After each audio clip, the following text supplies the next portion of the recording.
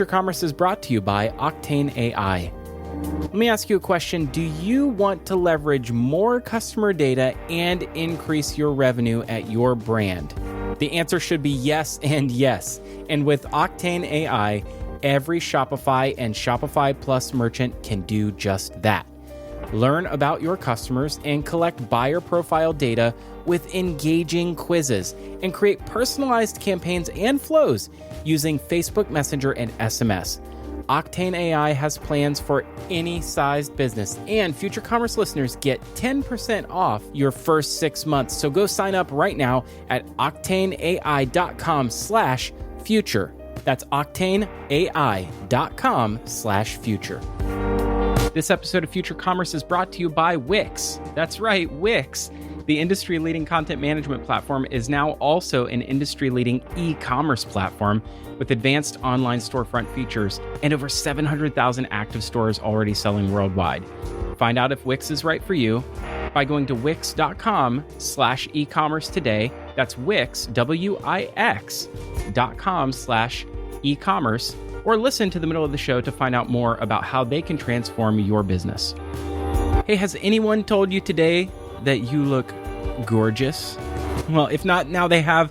Future Commerce is brought to you by Gorgeous, which is the #1 e-commerce help desk for Shopify, Magento, and BigCommerce brands. With Gorgeous, you can automate up to 20% of your commonly asked questions and put it seamlessly into your existing tech stack. Go to gorgias.com/futurecommerce for 2 months free. That's gorgias.com/futurecommerce for 2 months free.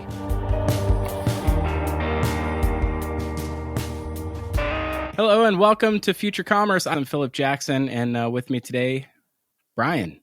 I'm also here, Brian Lang. I have no idea what I'm doing anymore. We have a repeat guest. Welcome back, Emmett Shine, co-founder and chief creative officer at Pattern. I'm really happy to be here, Brian, Phillip, and I've already had the best time ever. So let's keep rocking out. 10 minutes, we've just been jamming. We had Boosted Commerce on the show this last week. Roll-ups and holdcos are the new thing. Apparently today the news broke that Brandless is going to be has raised more money. Oh yeah, I saw that. To be a holdco. I think it was 110 million they've raised. So the brand that's not a brand is now the owner of brands that you know. Pattern had a similar shift, incubating brands and now acquiring. At least one that I know of. Just give us the 411. What's new in your world, Emmett, and since the last time you were on the show?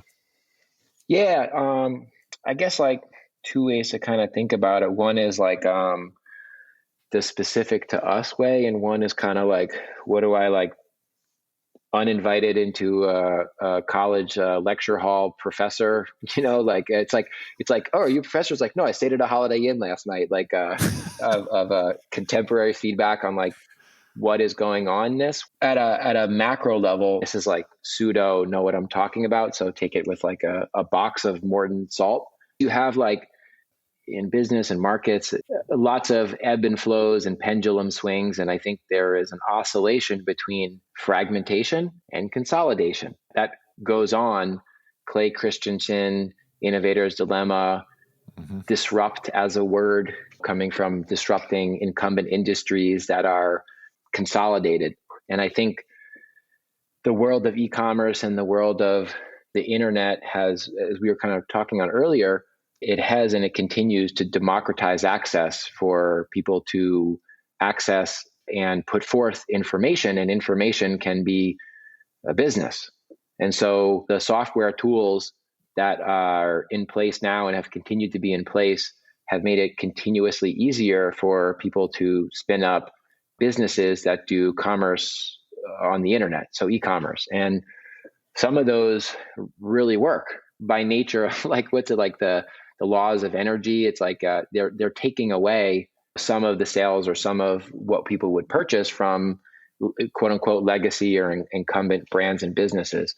What then kind of happens and kind of has happened, it's like a little bit like death by 1,000 paper cuts. There's so many small businesses, but they're also kind of like redundantly, you can look at the stratification of what they do that's unique. It's like the product that they have and how they got there may be unique, but the tools and software and means of distribution are not unique. They're consistent. I'm moving my hand, so it's like an audio podcast, whatever, like horizontally across all these vertical businesses. So you can imagine there's two kind of independent merchant major US ecosystems for e-commerce. And you guys are smart, and most people listening to this know that. There's Amazon and the world of essentially Shopify. There's other businesses, and not to discount them, that offer e-commerce solutions, but there is a little bit of like a Kleenex, proper noun, gross simplification for vendor-led businesses versus the consumer-led ecosystem, which is Amazon.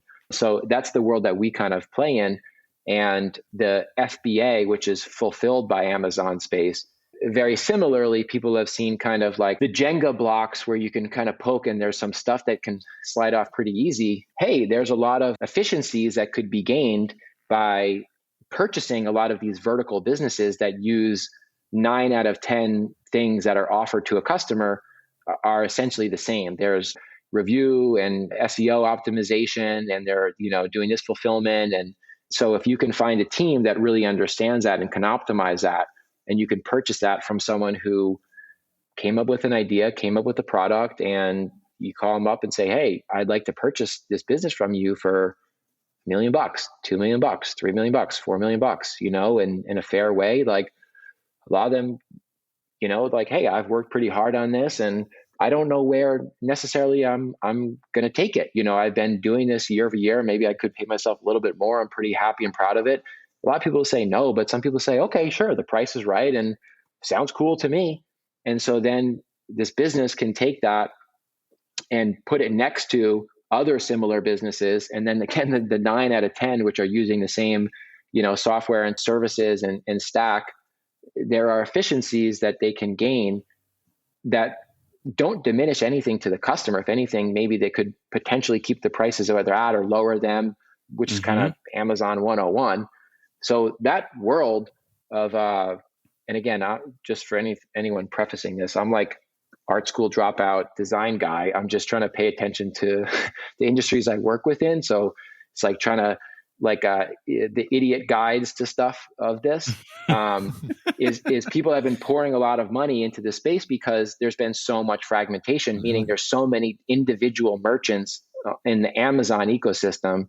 And so by nature of how things work, which kind of gets to some of our prior conversations on like, what is the nature of humanity? I'm like, humans are animals. It's biology. It's like Nas' second album. It was written, it's already foretold.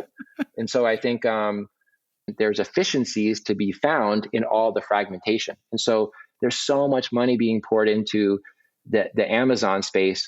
That's not the space we exist in. We're in the Shopify world, which is the difference is that like it's more brand centric. It's more brand led. The brands are more the narratives. You go to a Shopify, website, there's always like an about page, there's always founder photographs, origin story. There's always links to social, like really is a millennial led proposition, which you can talk on Gen Z and other stuff or whatever, but it's from kind of millennial e-commerce culture, which is like, hey, this is who we are. We stand behind what we're doing. Here's our story. Here's how we stumbled into this. We were frustrated one day, here's our social. Here's a charity we donate to or a cause we care about. And so by nature, it's a little bit more personal of a business than some of the more like widget-based businesses that you'd find on Amazon, where it's more of a value proposition. I need a bicycle pump. I need a screwdriver. I need a spatula. Like everyone can complain about Jeff Bezos all they want. They still go on Amazon and they purchase a lot of those items for, Prime membership, like 2-day delivery. Shopify is where you kind of like try to vote with your wallet. If you're not going to big box retailers in your town, you kind of go online and you're trying to support businesses that you feel an affinity to who you are and what your values are. Some of those can take off really big, like a Warby Parker or a Tom's or a Glossier. But for every one of those, there's a million smaller ones that just find a niche audience, and people really like these. It's almost like a professionalized version of Etsy. It's like dissimilarly, there hasn't been as much like consolidation money and energy in the Shopify space because the businesses are like their children versus like a revenue stream. It's very personal to them because they've put forth themselves and their stories into it.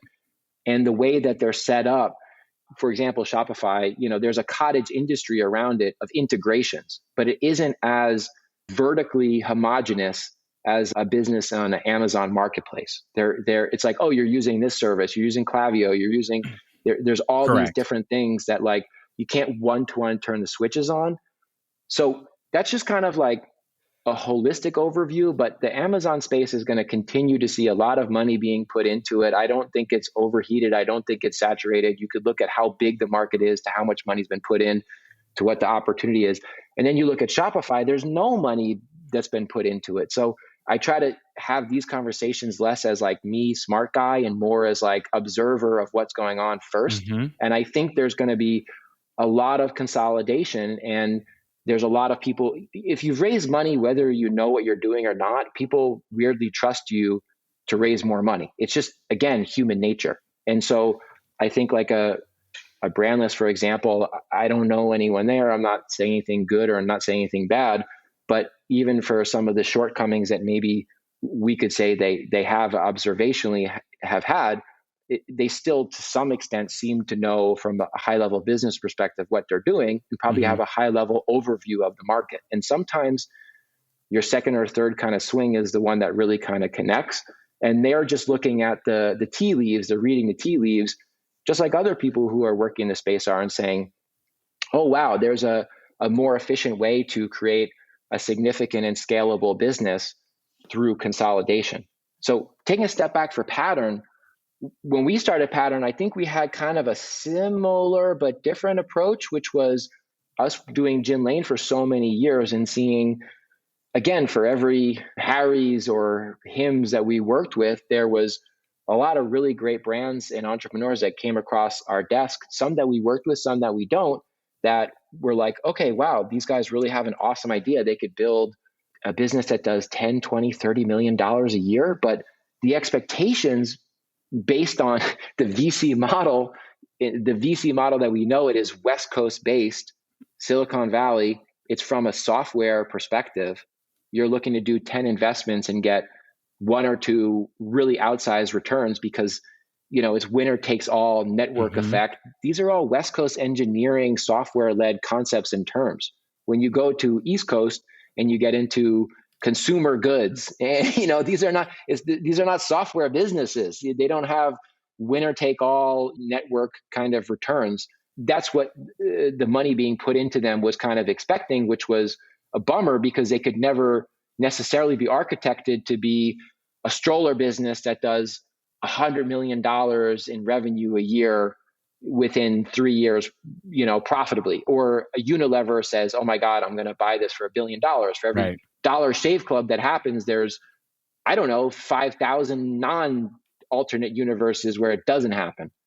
And so I think for us, we're like, okay, well, if you can e-commerce, make businesses online that can do 2, 5, 10, maybe more million a year in revenue, normally concentric circles of like America, 330 million people, millennials as this large emerging class, they're buying these type of items. You got algorithms for, the duopoly of Facebook and Google. You can cost effectively get to a certain amount, but then when you have to advertise outside of it, that's some of the challenges that like famously a Casper and others saw. You can still be a multi-million-dollar profitable business if you don't Icarus try to fly too close to the sun. And so we're like, why don't we put together and build, this is in 2017, 2018, when we're thinking it through, a number of home good businesses. Home was underpenetrated for e-commerce. We were going from our 20s into our 30s. Hey, this is personal to us. It's underpenetrated. Let's try to architect a holdco, a house of brands where any one business is depressurized. We put them together, and maybe that's something that could be significant if they all do 5, 10, 15, 20 million after 5 years, profitable. And so that's what we set out to do. COVID changed everything.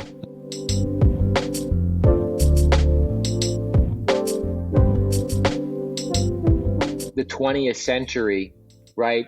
You don't as much think about like 1910, 1918.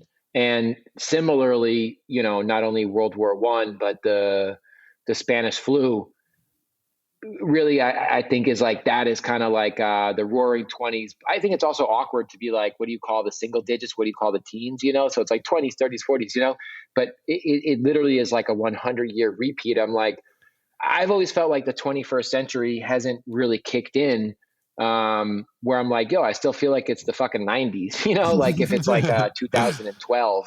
But I think COVID is like, okay, this is 21st century shit, like culturally moving forward.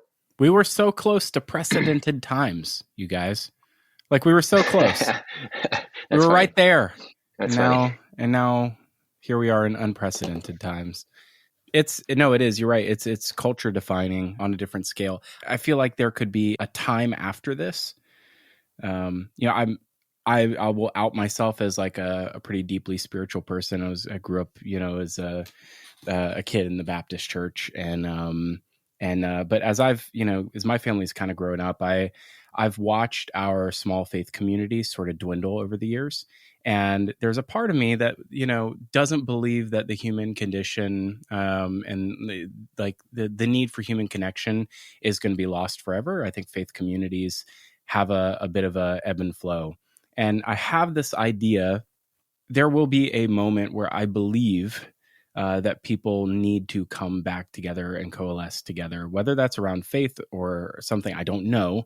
But I have this sense that there's a deep ingrained need for our in physical personal connection to gather over something that unites us. That's, something bigger than consumer behavior.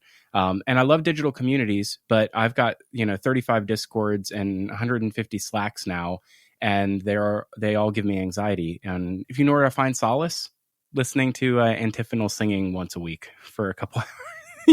I don't know.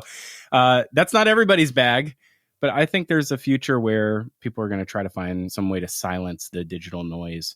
And hey, maybe that's the place where it happens. I don't know. What's the phrase? Paleolithic minds, medieval structures, godlike technology or whatever, or medieval governments, or, we're fucking humans. Like, our brains are not evolved from, tens of thousands of years. So what is a Discord server to, a 10,000-year-old brain when it comes to the multiple senses beyond, the standard ones, like you want to connect with people in a more human way.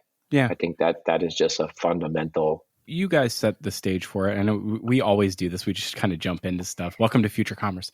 Yeah. But there's, it's like, you guys set the stage for it a couple years ago, equal parts. It was like, hey, we can gather together over things. Like, people gather. That's what they do, right? And maybe we break bread around the table. I've never broken bread with people in person more in my local community than I have in the last year and a half. It's like there's a return to people coming into my home and me entertaining them, because I'm not out in the world, entertaining others, at Carbone. So I do think it's an interesting phenomena that, all of this expanse of digital communities actually collapsed down to the things that really matter, is like the people that live within a 6-mile radius of me. But let's see if that holds true in, the next year. I don't know. Probably. I'm not sure we're quite there yet. We'll see. You don't have people come over and have dinner, Brian? Yeah, I do, of course. Has that happened? Has it more since the pandemic? No. It's definitely put a damper on it for you. No. Just the same. Nothing's changed in Enumclaw, Washington. Ever. I'm the same as I was. No, that's not true. Okay. It's interesting. It is interesting. I like Phillip. I can't help but agree that there will be coming back together, and I feel like it's kind of starting. We are planning to be at a conference in our industry coming up. It's happening. Yeah, it's happening, and that's. I mean, that's a huge change. I'm curious to see how people feel and react and interact. And Emmett, how about you? What have you started to see as we kind of come back together a little bit? I think people love people. I think we are social creatures. Like, I don't think that changes. I think the like the wonders of the internet and digital technology to access any and all information and connect with, anyone at any time. I think it's interesting to try to take like nuanced takes, I think there's a lot of positives from it. I think the democratization of access is like, I don't know, I think that's pretty positive, but I don't think it replaces, ain't nothing like the real thing, baby. You call that organized religion, you call it spirituality, you call it community, you call it tribal, like whatever the framing and phrasing is. Like, I think we're social creatures and we need human contact. I think we need human touch and being in person and it sounds funny, but like, if you get past the funniness, I think you need to like smell and feel other people, like you need that energy transference when you sit and get coffee or go for a walk or you're with a loved one or a family member. And I think you can have all the connections in the world, all the followers in the world, but it doesn't replace, being at like a nice dinner, with people you love or people that you're inspired by.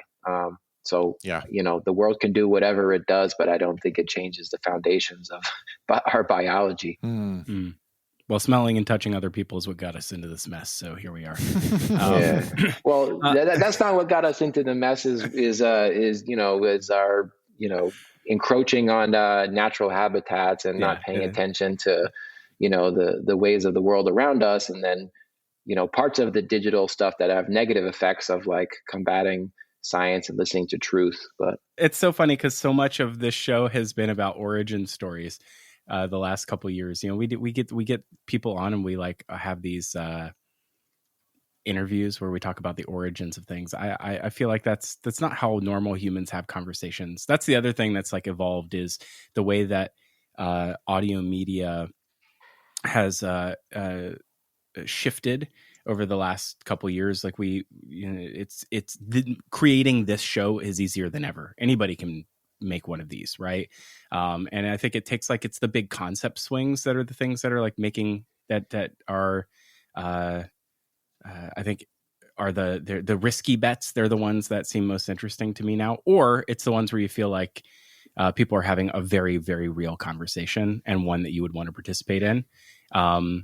People just like orating their oral history of where they came from and like where they're going, and it's just not interesting to me anymore.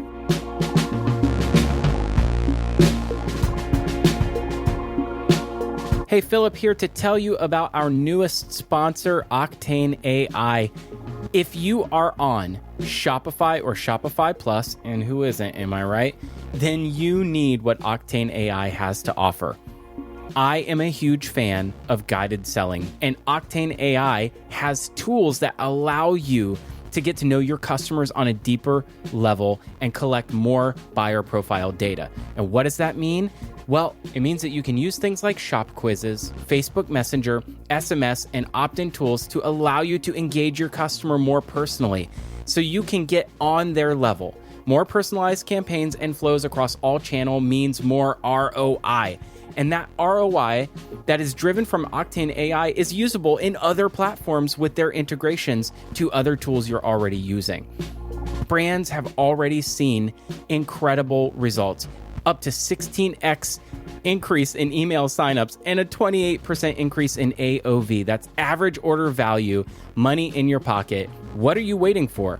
Octane AI has plans for any sized business, and Future Commerce listeners get 10% off the first 6 months when you sign up. So why don't you sign up today? Go to octaneai.com/future. Once again, that's octaneai.com/future, and tell them Phillip sent you. I'm a big fan of using the right tool for the right job. And I'm an even bigger fan of piloting and proving out a capability for your business before you go and throw a ton of money at it. And that's why I am a fan of our newest sponsor at Future Commerce, Wix eCommerce.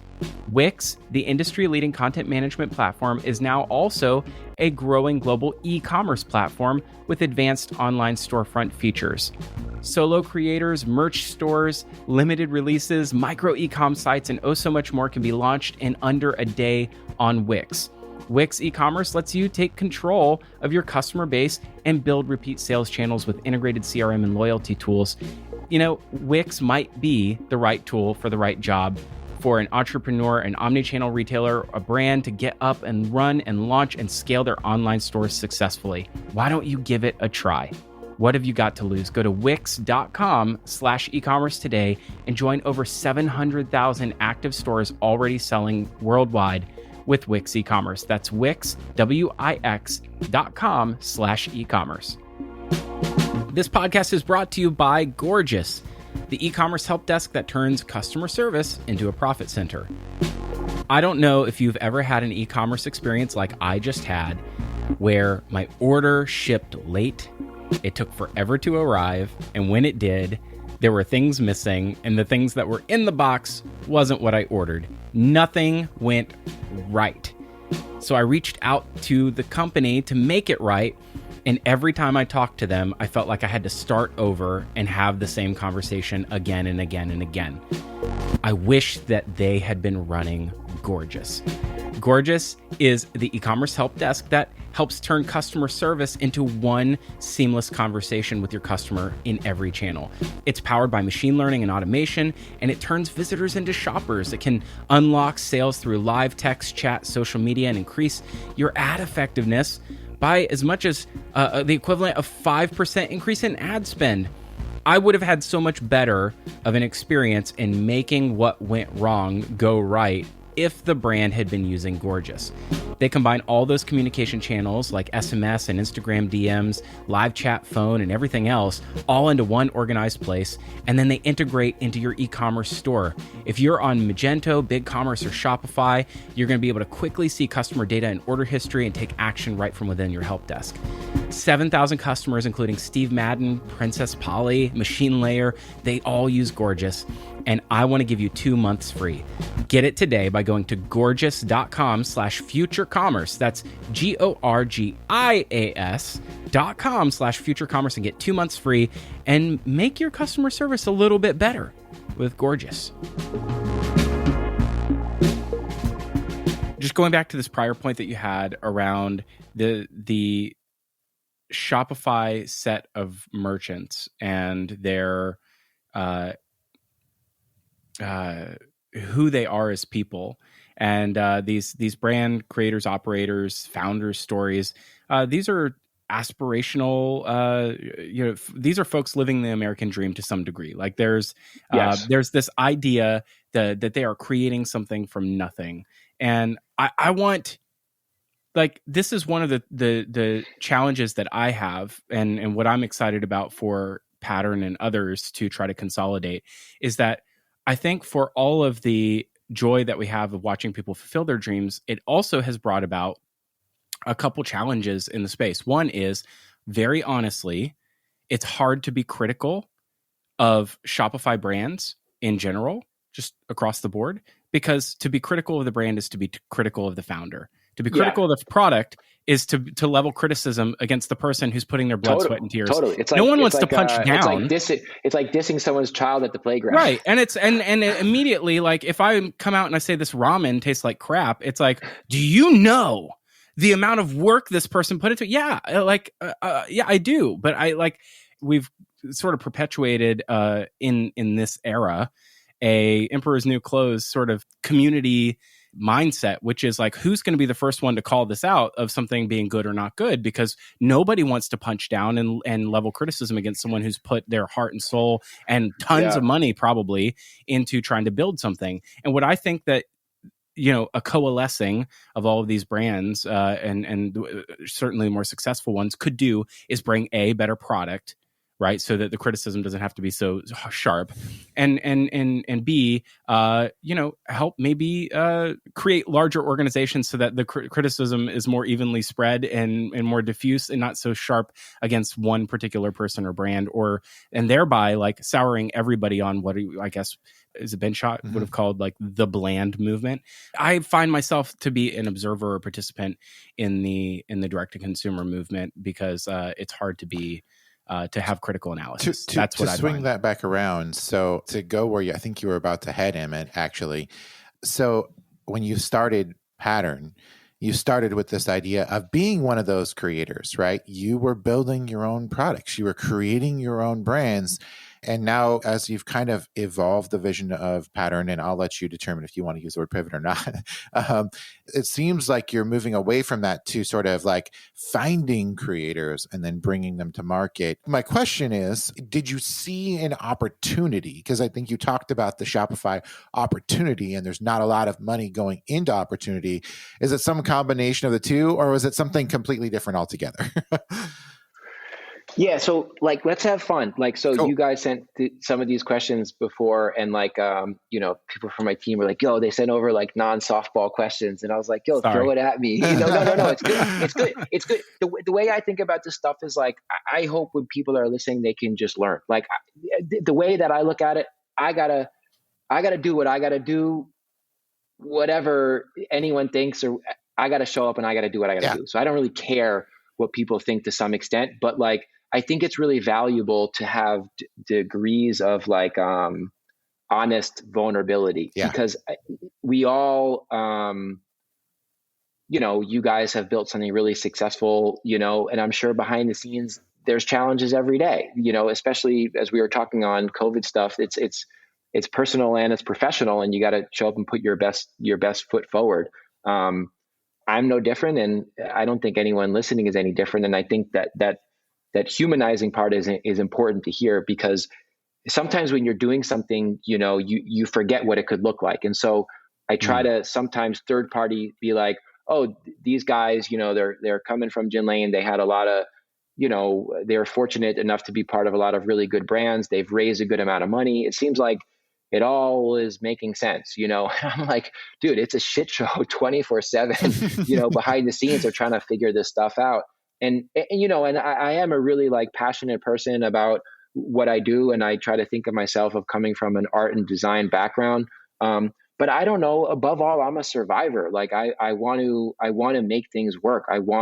And so the term pivot or whatever, it's not unfair. I just think of it as an evolution, kind of like trying to always figure out what makes sense. And so like, I guess an anecdote is like, so, I'm 37, I'm about to be 38 soon.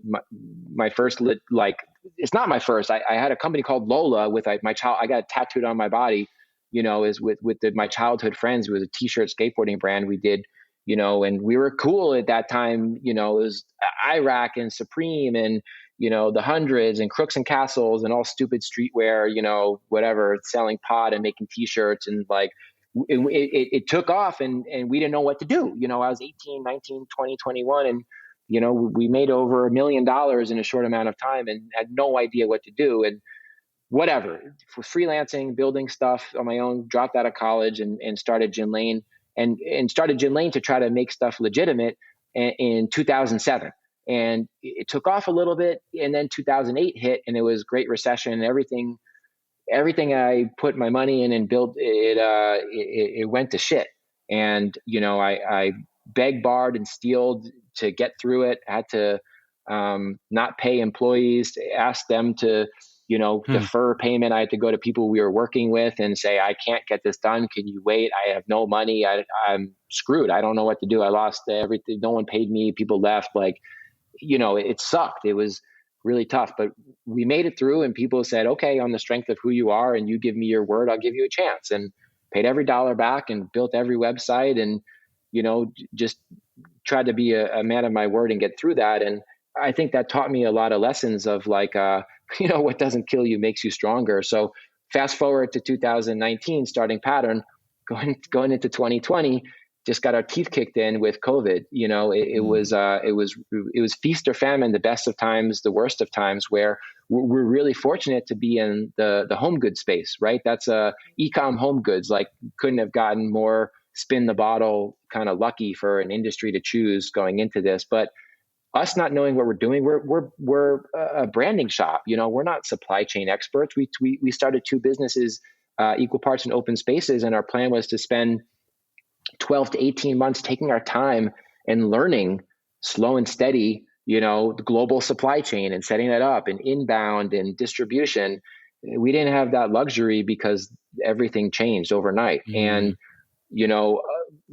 it just got Richter scale crazy in terms of trying to get raw materials and trying to get access to factories, being pushed out of factories by, a larger cookware brand or a larger home good brand that's we're trying to place a $50,000 purchase order or a $500,000 purchase order if we can get our money together to try to buy something to keep in, for the good factory we're working with. And then someone comes through with a $5 million purchase order or plus, like, where is the priority going to go? And we're not the only people facing this. It's what a lot of people face. And so basically what happened, and again, I think it's why this is like more historical or interesting than just pattern. We're just a person caught in a squall, is like, we chose the home goods space for e-commerce because we looked at it and said, okay, this is underpenetrated. It'll take, 10 years to get to a place of like real maturity, because millennials are taking their time of buying homes and doing larger and more discretionary purchases that you could do in person or spend more time online. That changed in 10 weeks, right? 10 years in 10 weeks. And so COVID, that changed like that. And user behavior doesn't go backwards. Once it switches over, it keeps going forward. And so we said, okay, global supply chains, like, we can't, it's like trying to get into like, it's like that Stefan skit from SNL. It's like the hottest, nightclub in New York City is Thorpe. You're like, so, it's like the hottest nightclub in New York City is manufacturers and factories in terms of like wherever it is in the world that's special. It could be Portugal for ceramics. It could be, raw materials and denim in North Carolina. It could be, steel out of Pittsburgh or China, wherever these little zones that are the best.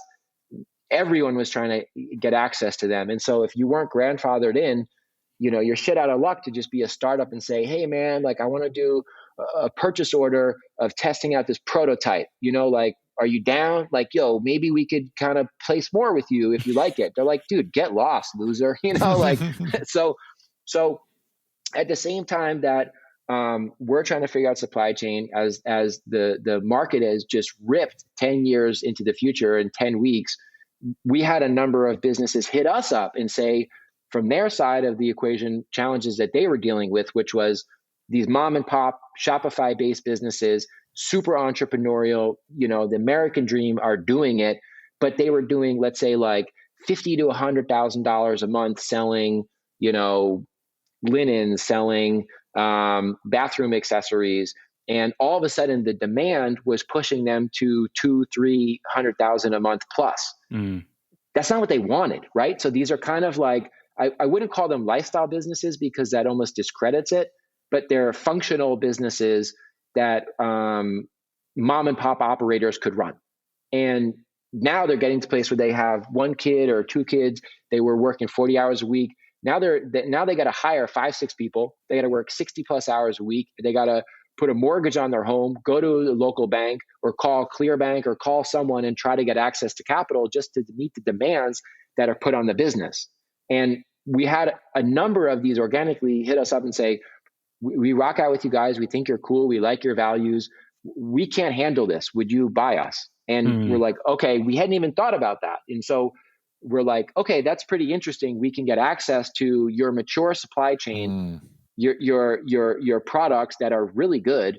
And there's a lot of upside in terms of like what we're truly world-class at, which is brand marketing, acquisition marketing, creative. By no means would anyone say that, we started this because we're supply chain operational experts. It's stuff that we've hired some really awesome people to oversee and do. But the DNA of us is always going to be, you are who you are when you got here style. And so we said, okay, that's kind of interesting. And we just last summer just explored it. And I think that's just, to me, call it what you want. It's just trying to be open to what makes sense as a business model.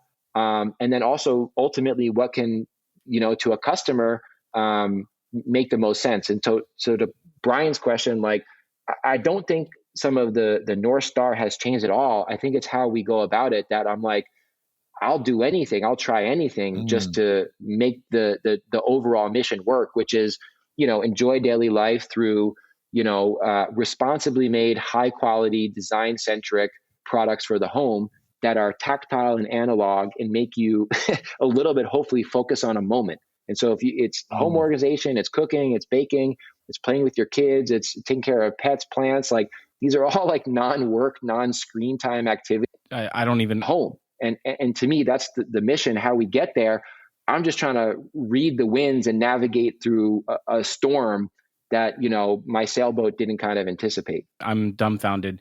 Thank you for your transparency and your honesty. I think that that's what we've come to expect from you, but to hear you unpack it in that way is really actually quite moving. And I think a lot of folks needed to hear it because, you have a lot of folks that admire your guys' journey. And I think that there's, having that vulnerability that you just shared there about, it's been tough. And you're adapting, and that's totally like that should be commended, right? And not derided. Something that I heard you say that I really, really liked, which was basically, the North Star hasn't really changed. How you're getting there, like, big borrow steal, like whatever it takes, like that, obviously within the bounds of of integrity. But I think what I really like about this is you saw an opportunity to accelerate your vision, which was, I think one of the biggest challenges, and I think, I've Phillip and I have been, and our creative director Jesse have been chatting a lot about D2C and like how a lot of marketers have come to build products, and like there's a lot of stuff about building products that marketers just don't understand. They're not product managers, right? And so what you're saying is, what I hear you saying is, beyond supply chain, beyond like just the challenges you kind of faced during COVID, you actually recognize an opportunity to sort of access talent. And like also it's almost like a trade more than an acquisition, because in many ways you're saying, I have this one thing in spades. It's called marketing. Like I'm very good at taking something and showing people what it actually is, right? And helping them understand the value, story, right? The story, the value, how it works, what it's about. And then you've got a whole host of new creators that have come up, like you said, through Etsy and up into like professional Etsy, Shopify, right? And they're hitting these walls themselves. I'm really good at making products, but like there's a lot about being a business that I don't understand. And honestly, like I could probably take this way bigger if I knew how to market it and I had money and I had a way to do this. And so what you're doing is you're actually finding a match, I think, between it's like a competitive advantage to be together as opposed to apart. That's sort of what I took away from that was North Star hasn't changed at all. This is not actually a pivot. It's a tactic. This is a tactic to get where you need to go. And it's a really smart one because you're bringing in people who know their industries. Imagine trying to create all those products from scratch in the industries that you wanted to get into or the spaces you want to get into. You're not an expert in every single like home good, but the community, there's people who are passionate about it, that love it, that care about it. And even to get back to like I bumped into a problem and I figured out how to solve it. They're product people and they know how to do it. And you're tapping that level of talent and then you can take that and scale it. A pivot, Brian, would have been, I guess now thinking about it, a pivot would have been Pattern is now, Schmattern, and they make headless software for e-commerce. So I guess things could have been very different. You could be making headless e-commerce software right now, Emmett. Reaction. I'd love for you to validate what our reaction to you. I think Brian hit the nail on the head with a really good point. And I try not to like give too much nerdy advice, but something I kind of think is like funny whimsically kind of true. It's like, in it, back to biology and human stuff. It's like in interpersonal relationships, it's like, I find it's good to work on your weaknesses, but I feel like in startups, it's good to lean into your strengths. And you have not a lot of time and there's a lot of pressure. And if you're really good at something, you have an advantage. And so I think, Brian, you're right. In a weird way, it's kind of full circle. Like, I think from the Gin Lane days, we were great at here. To me, always the thing that we did really well for Gin Lane, we just spotted people who were really good at what they did and were open to working with others, so it was easy for us to market with great entrepreneurs that were making great products. And so kind of in a weird way, COVID has like brought us back to what we spent a decade doing, which is like spotting entrepreneurs who make great products and are open to collaborate with others. And so ultimately, to some extent, that more benefits the customer than, to be honest, than us trying to sit here and spin up 10 supply chains and make 10 products and give people 10 Gen 1s with great marketing. Like, these are really mature products that are really, really a lot of love and care has been put into them. And they are kind of Shopify about page started for reasons of like passion. And a lot of these founders, I mean, look, man, it's been kind of fun for my job. And who knows where this kind of goes in terms of like streamlining or automation, but man, I'm manually calling up myself and our partners, like Nick and Sue's, like me personally, I've spoken to like 300 entrepreneurs across America in the past 9 months. And I forget a lot of times I'm calling them up of like, I guess trying to buy their business, I'll just start talking to them. And then all of a sudden I'm like, shit, the phone calls, I got to get off the line. Like, I don't even know what we're talking about. I'll talk to you later.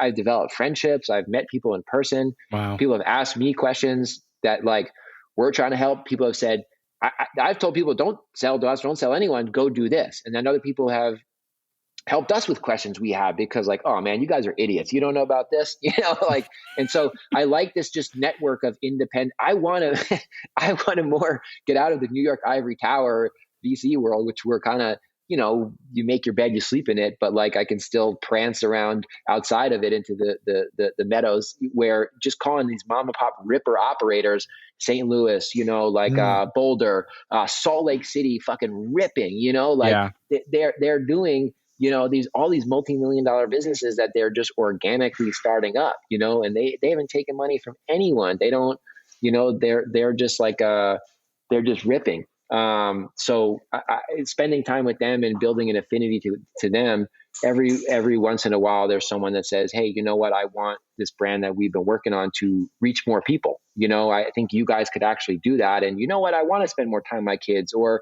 I have had this idea for another business that I want to do. So I would really like, and I think they trust us because of the Gin Lane credentialization. So I don't mind being super open about this because there isn't 75 other competitors in the Shopify space. I think we have a unique kind of lane. And I want more people to do this because we can give people exits that I think are smaller than Unilever. We're paying people $5 million, $6 million, $7 million. Like, who in America doesn't want that? That's good. Yeah. I also think right. something that's happened, and actually back to the Ben Shop blending sort of terminology is like the D2C brands that have made it have actually been all very like generic. That's because broad market and things that play well to people are naturally going to scale to a Unilever exit. So that so what I love about this, and I'm actually literally writing an article about this right now, is like that the things are about to get more interesting in e-commerce because the broad market stuff has kind of had its day in the sun. There's going to be like very smart, very targeted, smaller exits that result in professional grade, like community specific products. And I think what we're going to see is that, like you mentioned Etsy, we're going to see a graduation of a whole set of brands from Etsy to being Shopify Plus worthy, which is a big deal, right? It's a huge deal. It's not cheap. No, it's not cheap. It's a big investment. It takes time and money and knowledge. And so we're going to see a huge graduation, and the world of quote unquote D2C, which is a term that I think everyone's kind of tired of, is going to become a world of diverse products that are being offered in a very quality way to specific communities. And that's the next, that's D2C 4.0 or whatever we want to call it. Oh gosh. Well, just to add one thing that I agree, and what, again, trying to make it larger than just pattern, because I just talking about ourselves, who cares? But like, what is it part of a larger narrative? Like, I do think it's cool if there are more businesses that are doing consolidations, because it provides more exit opportunities to more smaller niche businesses. And so what do you do if you, we faced this problem when we did Gin Lane. What the fuck am I going to do with this business? We built a no investment, multi-million-dollar agency. I didn't want to sell, and it didn't make sense to a WPP or an Omnicon or whatever the hell they're called. There was nowhere for us to go. Who would buy? Our last year we did like $6.5 million in revenue or something like that, profitable, everything. But like, we're not gonna. No, it's so small, Like, what are you gonna do with that? So I think what's kind of cool for this is like, I hope a lot of people in the Amazon space, I hope people don't diss it and see that all the people that are selling their businesses, they're getting 500,000, $1 million, $2 million, $3 million bucks for something that they just had an idea and started. You never could sell that to, Big Bike Co. or Fisher and Price or Johnson and Johnson. They don't buy businesses that are that small. It doesn't make sense. In the Shopify space, no one is buying anything. If you get bought for under 50 million, they don't say the price because it's embarrassing. You know what I'm saying? But why is that wrong? Trust me. Like, who didn't grow up in a small town and you sell a business for $50 million? Like, you're the fucking man. Right. Like, but it's not discussed like that. So sell something profitable that you built that is responsible.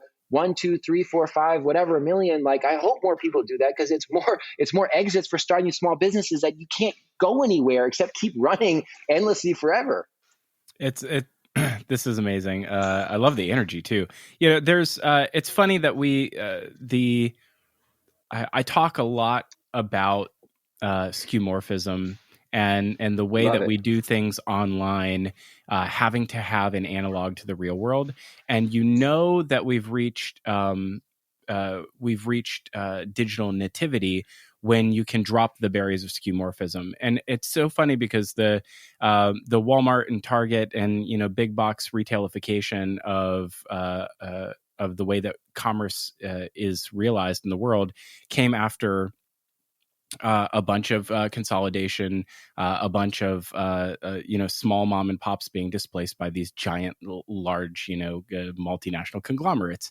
When we started e-commerce originally, it played out exactly the same way. We now have very large players that have a tremendous amount of market share. They are the commerce. They are the virtual malls.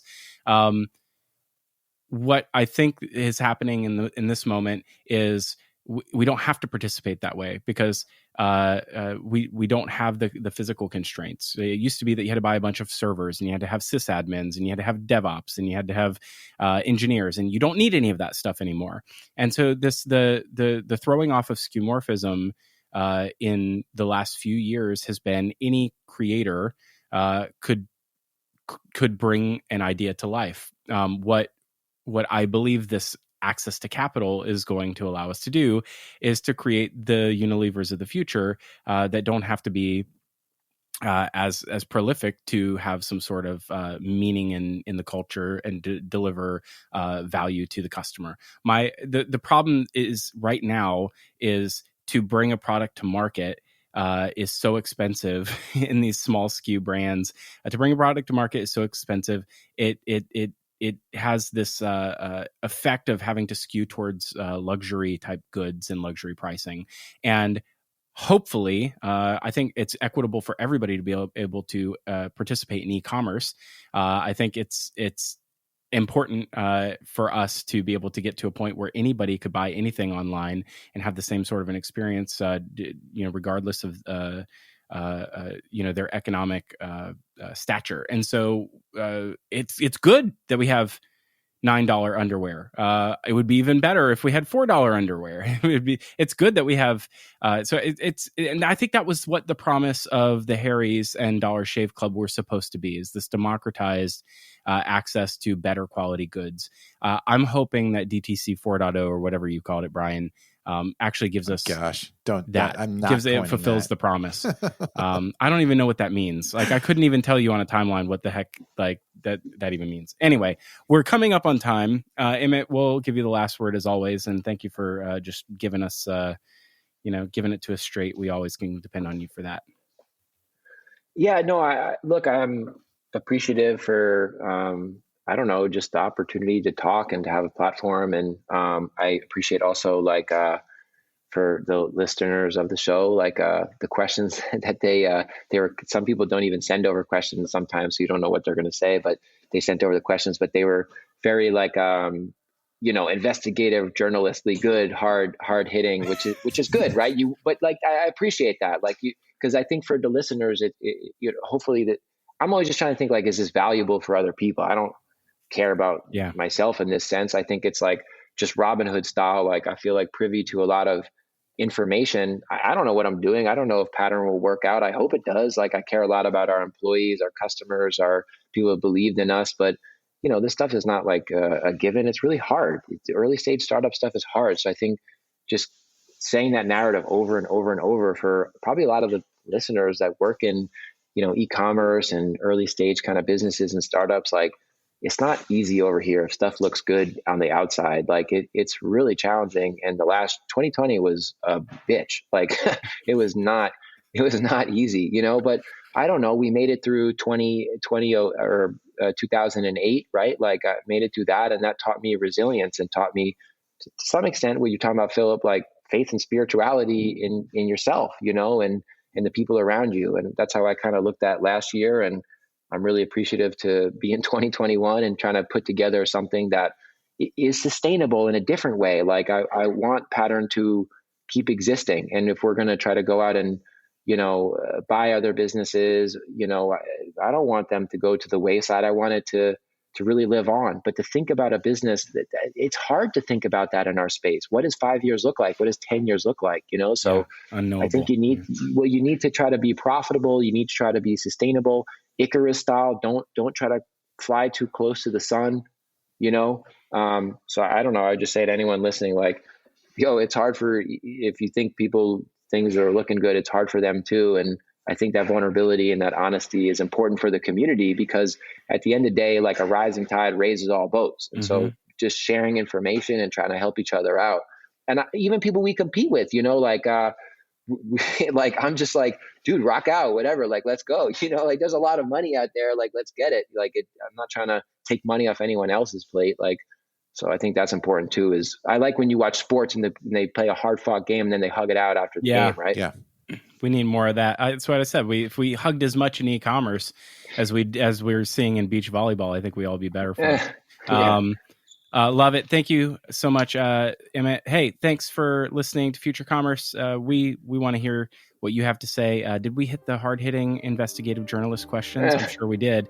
Drop us a line, hello@futurecommerce.fm, and let us know. Thanks for listening to Future Commerce.